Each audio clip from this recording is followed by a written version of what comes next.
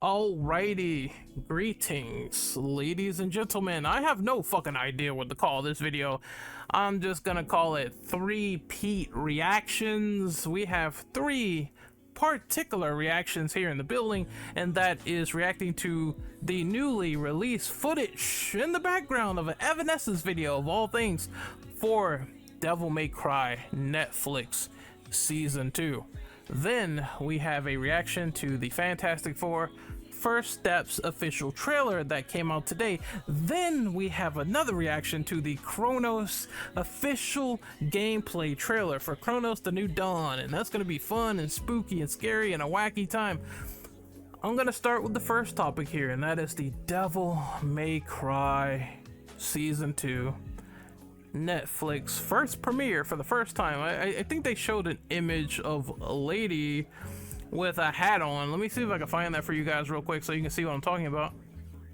Holy fuck, I had to go through like several DMC stan accounts and they didn't have it. I was looking for this image everywhere, motherfucker. Like, I was looking for this shit like I was tunneling through to Fort Knox. It really was like really hard to find. I don't know why, but this is a still of season 2. Clearly you can see that lady got a promotion. I don't know why this caused a bunch of shit on X where people were like, oh, look at this, it doesn't make any sense. Why she get promoted like that? Why she take this promotion anyway? It's like all these really weird questions, but within the context of what the show is trying to establish. She did put a needle in the back of Dante's neck, captured one of the more powerful demons. Of course, Dark Calm and Banes are gonna be like, yes, you're gonna get that fucking promotion ASAP because you captured Dante. I didn't want him walking around in the first place. You captured him. I do believe, though, that's the smart move and the smart decision. Now, I'm not writing this anime. I'm just saying that it is probably one of my suspicions and expectations moving forward into some of the things going into season 2, that lady is going to eventually see this fucking rating of what is going down in hell right now, or Makai, or whatever you like to call it, with the humans going down there and Virgil and all these conflicts or whatever. Bane's getting more crazier. I'm pretty sure, 99.9% positive that she's going to still align with Dante, that Dante is going to escape, which is what you're probably going to see in this footage. If I go back a little bit more, it already paints the story out, so you don't have to really worry, because she is going to defect from Dark Calm eventually. And let me show you the evidence.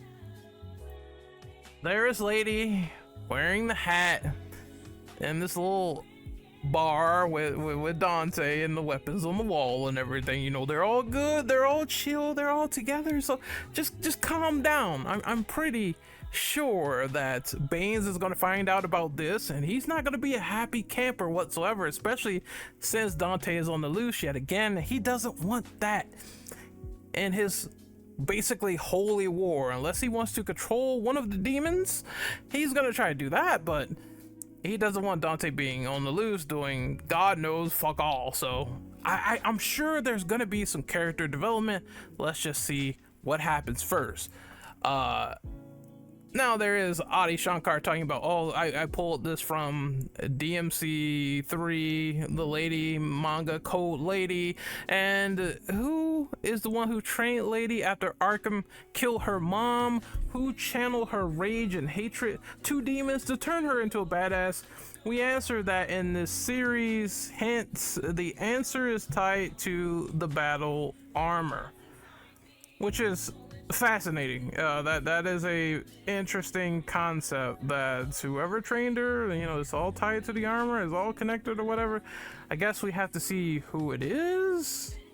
I'm just hoping they don't turn around and say, oh, it's Trish, she's the one that trained her, or just some plot point like that where it's just like prototypical to try to introduce another character in the series that we all know and love, and it doesn't really turn out well. I don't know who this could possibly be. Apparently this manga, this third volume, was canceled, so I don't know if it exists, if it's floating around out there. If someone could tell me, maybe, then I will look it up and see what the answers is. But I'm just very curious about this plot point, and I kind of want to see the resolutions to it. So I'm kind of glad some breadcrumbs are being thrown out there for the fans, at least. It's just something interesting I wanted to show you guys before the reactions. So, long-haired Dante, the man is styling, profiling, getting his guns back. Let's not have this music blare in my ear. But this is like fucking cool. I like the sequence right here, I'm not gonna lie. Obviously at the end of Devil May Cry on Netflix, so spoilers present for season 1, Dante gets caught by Lady, gets put into a suspended cryogenic state, and this explains the longer hair this time around, because it kind of looked long when he was in the cryo chamber. So I guess there were like some changes along the way, and it's been some time that has passed before Dante eventually escaped. So he's doing some target practice here on what is demon puppets, his little puppets right here. This is him finally getting Ivory, Ebony and Ivory, once again harkening back to these guns. Since there is a bit of science with Devil May Cry, I'm not quite sure if they're going to go with the magical, oh, I don't need bullets route. I don't think so, because you see like tactical reloading with this whole shindig of Dante just shooting. So maybe it's not that. Maybe they're just like more durable guns. But again, I don't know if they're gonna try to intertwine more mystical elements with this season and with the science that they already established here. It's just something interesting to talk about. Obviously, since he gets them from Neil Goldstein, I don't know if this is a reimagining or reinterpretation of the character, considering you have to keep that in mind for an alternate universe. But they are giving some treatment to the lore, because Neil Goldstein is the one that not only makes Dante's guns, but she is the adoptive grandmother of Nico. So it's nice to see that interspersed within the lore and what they're going to do with it. Just firing away. I love it. And here's the reload. Yes, it's really cool looking. You see more of his design. It seems like, for all intents and purposes, he kept mostly the same coat, but now he has this like tight turtleneck, almost similar to Leon from Resident Evil 4 OG. Once again, parallel lines, because Dante and Leon, they were supposed to be some of the same characters. So that's kind of cool to see, and I want to see that Raccoon City mission. I'm kind of hyped for that, really. That little reference right there was kind of cool. But tactical reloads, it seems like the animation got a bit more smoother. But that looks fucking cool. And then you see for Tony Redgrave by 45 Artworks, the signature engravings there. Backward shooting, just more showing off. Fuck yeah, man. That footage is all cool. I just hope that once again we ascend from my original score. We go up from that 7 to that like 8 or 9, or I don't know if this is gonna get a 10, but I think there could be improvements along the way to be made. Hopefully Lady's improvements are gradual. They are improvements to be made. I loved her backstory. I really dug it, but I didn't dig the cursing, like I said countless times before. But I overall did enjoy this anime, and it's good to see they are adapting slowly the elements, coming back from Dante having the guns to Neil Goldstein to now we're supposedly gonna get an interesting arc with Lady in this season, and I'm hoping that that goes well too. So this new footage is awesome. Like longer hair Dante, just I hope they give us a new trailer and then maybe a release this year so we can just sit there and digest things, and hopefully things don't go too crazy with people attacking Johnny Young Bosch for no reason. Now it's like, Jesus Christ, man. I remember that. Like just take it down a notch there. Don't do any of that crazy stuff with trying to stomp that man into the finest wine. I don't think he deserves it, honestly. It's not his fault. Next, we're moving into the Fantastic Four First Steps official trailer, and I have not seen this.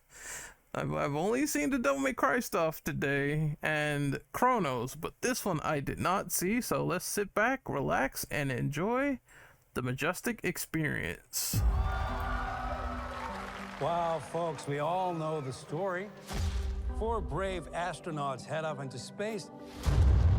They're still taking stuff from the test footage, by the way. That's still test footage stuff, and this weird, I don't know, is that 4:3 ratio? So once again, it shows the prowess of, I forget his name. I almost said Adi Shankar. I almost fucked that up, but no, it's Matt Shockman. I was like, okay, you know, you're gonna get the wrong goddamn directors and you're gonna look like a fool right there. But no, this is from Matt Shockman, and I remember he was playing around with the camera a lot with WandaVision, so it's kind of cool. He's bringing that unique visual flair. It feels way better than Snyder, because Snyder would like mute the screen, and that's why Snyder Cut just didn't look as good as the original Justice League in terms of like picture quality. For me, they should have kept that wide angle and the colors still intact. And if you wanted to do a 4:3 or fucking 4:3 black and white, you could have done that for the alternate black and white cut, just not the prints originally for the film and dumping it somewhere on HBO Max. Just, come on, man. That's my little rant. That's my little tangent over. Let's watch the rest. And come back forever changed. This car? I'm sure that's illegal by like 50 states. Let's continue on. Our city, our planet, owe a debt to these intrepid souls. And while we can never repay them, we can certainly celebrate them. Thank you, fantastic. You can see in this alternate world of retro futurism that the Fantastic Four is definitely the big shots, very popular, you know, as they go along. The kids love them, lift up people's cars illegally and just go ahead and do that shit. The Thing is cool. So I assume there's going to be a lingering amount of dread coming up. Fantastic Four. Thank you. Thank you, Fantastic Four! Please welcome Big the shots. Fantastic Four. All the suits say hello, hello, hello, hello, hello, hello. That's still weird with Reed lacking the white collar. It would have been perfect if he had that. That's the only flaw I see with his costumes. I love the retro callback though, and the fact that it's not really something over designed. It seems like maybe, just maybe, possibly it could be some little gadgets on the belts, which would be cool. I don't know, like I like the little things on the wrists. Maybe something could be done with that, but I don't like Pedro Pascal not having the white collar. I feel like that is a missed opportunity for sure, and everyone else has it. Like Invisible Woman has it, but not Pedro Pascal. What the fuck? So that's my only like small nitpick and gripe about the costumes. Otherwise, they are absolutely perfect, being simplistic as they are. Herbie, how's that sauce looking? Fuck, they showed this from the last trailer. Taking that sauce, that spaghetti sauce, and being like, this is top grade A New York material. Okay. That is fantastic. You're late. What do you mean? What do you mean, what do I mean? You're late for dinner. Yes, we are. You late? I just said that. Are you pregnant? What? You're gonna be the best mom in the world. Oh, we got a quick, that's the fastest, quickest introduction to Franklin Richards I think we've ever seen here. So they're like, let's get him in the Marvel Cinematic Universe quickly and show how busted and overpowered and OP he is. And you are gonna be the best dad. Just kidding. You are out of your depth. We are gonna be the best uncles ever. We can do this. Nothing's going to change. Once again, good job capturing like a lot of the family dynamic. I'm still not sure about Johnny Storm, but maybe he'll take some time to grow on me. Be the best dad. Just kidding. You are out of your depth. We are gonna be the best uncles ever. We can do this. But I like his actor, Joseph Quinn, I believe. He was in Quiet Place, whatever the fuck that was, Day One. It was Day One, Day Zero, Day Zero. And he impressed me in that movie, so I do want to see more of his capability with this. It's going to change.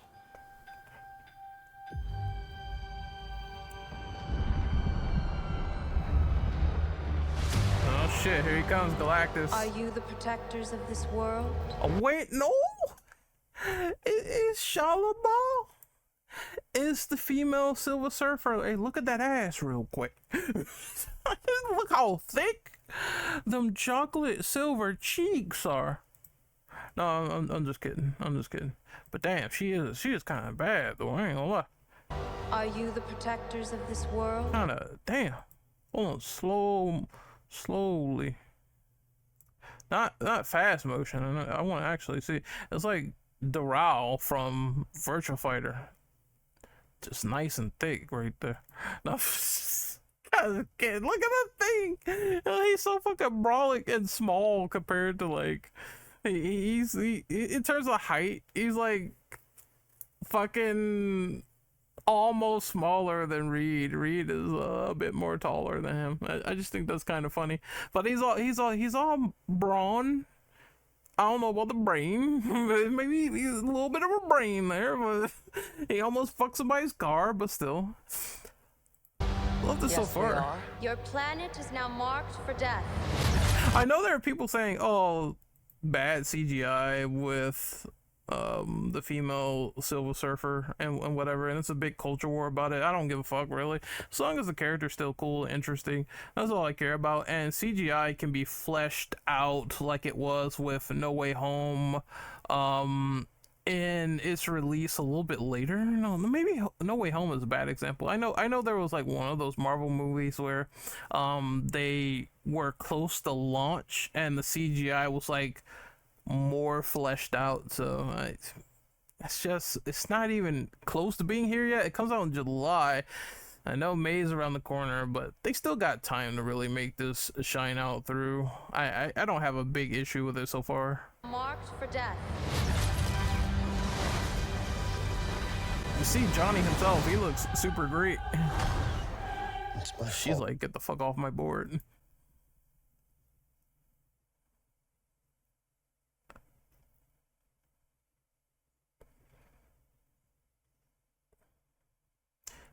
Man, this movie looks really well shot, especially this shot of the earth and the lights slowly getting out. Obviously, they've been marked for death, which means we know Galactus is coming, so that might be part of the reason, as well as it could be some predictions, some sort of foresight, some sort of warning about the multiverse, which I assume this universe right here, this alternate 1960s universe, is going to collapse. Are we safe? No. No. I don't know. He has no answer to that. There's not enough time. I'm not giving up. Oh, he's We'll face coming. this together. We will fight it I together. love that shot right there of Silver Surfer of this universe coming out of this little volcanic looking pit. It kind of feels like an inverse Terminator 2, where the T-1000 fell in the pit and he got affected. She falls into it and it's like, bitch, you crazy. She's like, bitch, you crazy. This does nothing to me. We will fight it together. As a family. The Thing carrying a boat, the Thing action figure, a lot of action scenes as you would expect.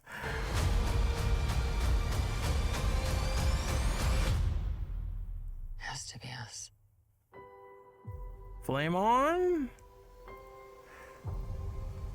Oh, Sean, finally a trailer where they showed Mr. Fantastic doing his stretchy abilities, because that's what people complained about in the teaser. So, oh, well, it's like, you wanted it, you're gonna get it right now. Swish.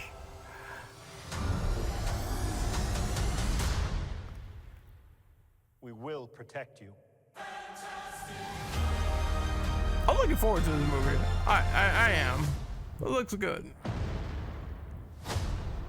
It's like, I'm Galactus, bitch. Here we go. Yeah. Yeah. I can't wait. I can't wait. All right, it's time for the reaction to Cronos The New Dawn. Focus your attention. This is Japanese? What the fuck? What the fuck? There's some really cool visuals though of buildings exploding, but they're paused in time, which I really do like here.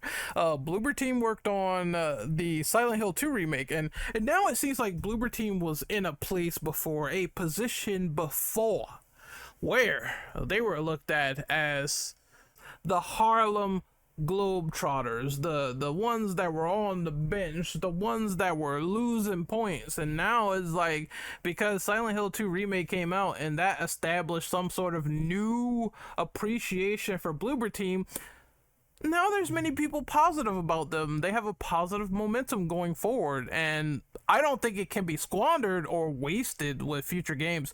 If you guys aren't aware, Bloober Team is commissioned to do a new project from Konami. That is in the works, that is happening.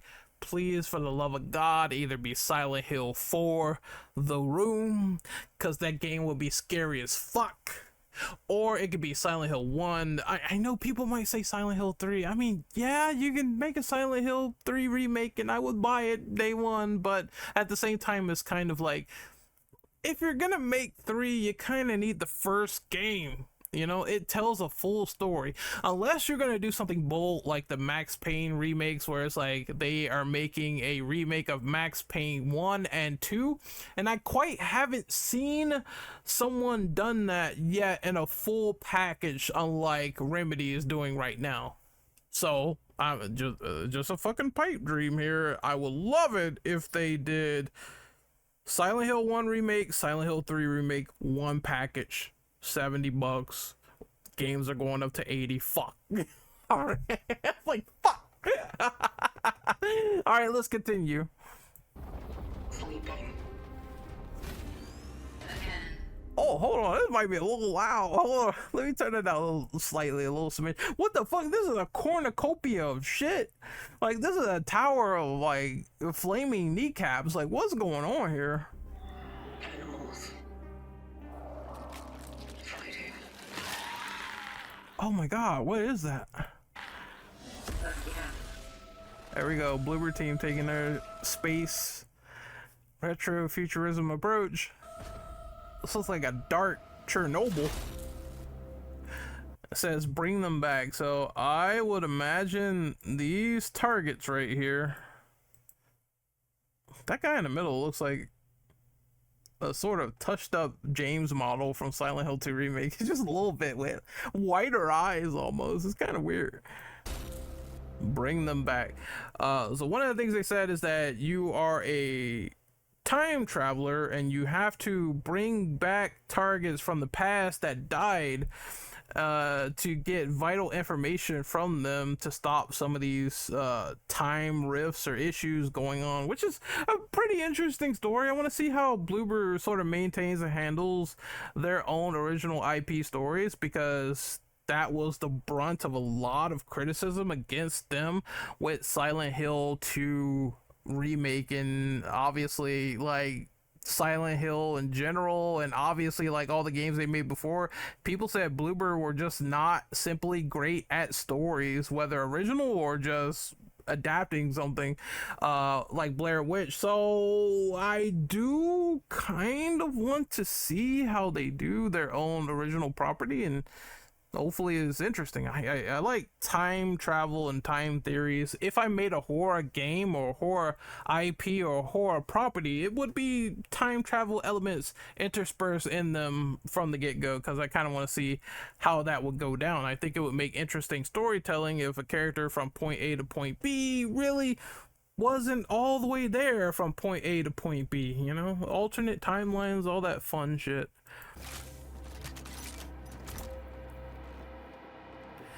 So I think that'd be cool, and the environments look fucking sick, bro. Like, one thing about Bloober Team is that they know the assignment, they understand the blueprint when it comes to graphics and details like this.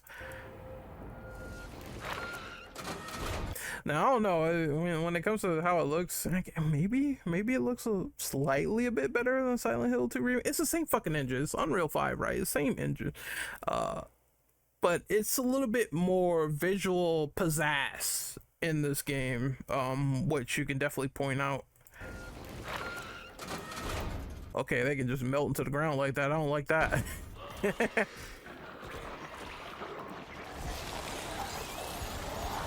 What the fuck, man?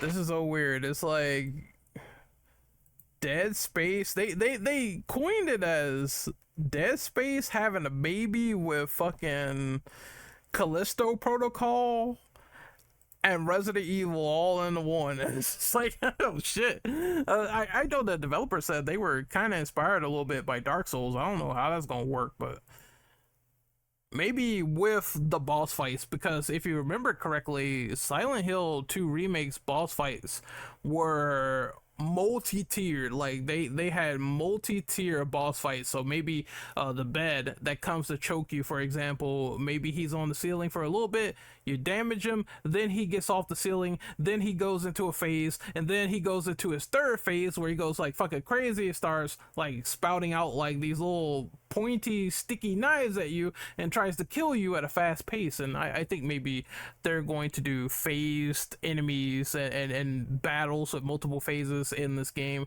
which should be interesting. I like that paradigm of differing bosses, to be honest.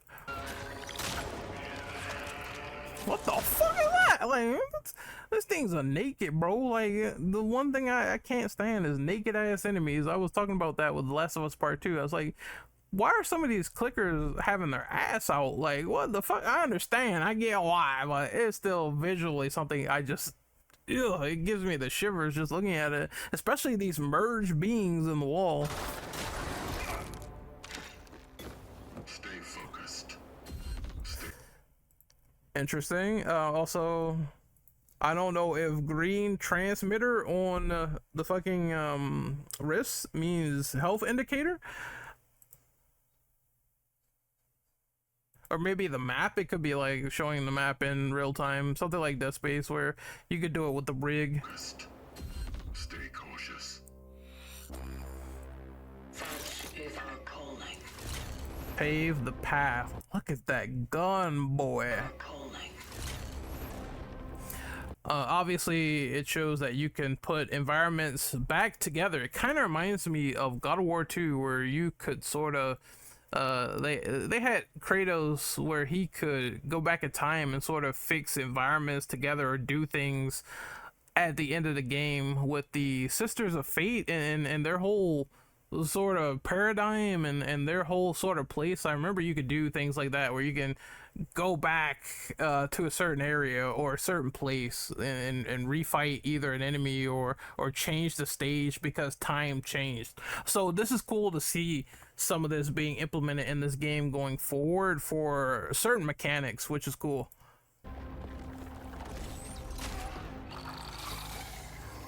Obviously ceiling monsters. And was that a dodge, or am I crazy? Hello, John Wayne, is this me? I definitely see a shotgun though, so I fuck with that. I fucks with that.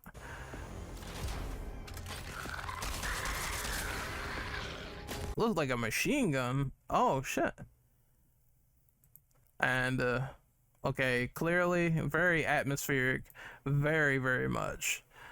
This looks like, was that a crossbow? I don't know, but it was definitely a gun that caused a big ass explosion, but you see the red barrels right there anyway. Yeah. Adapt or perish.